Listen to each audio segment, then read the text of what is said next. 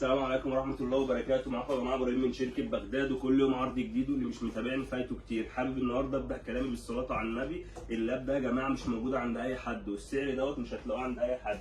ناس كتير قوي كانت بتكلمني. اللاب ده يا جماعة عامل 1200 جنيه بس، 1200 جنيه من شركة بغداد. اللاب ده بينتم الجيل السادس برامات 4 ومساحته 16 جيجا يا جماعة، 16 جيجا، وبيركب له كارت ميموري لغاية 1000 جيجا.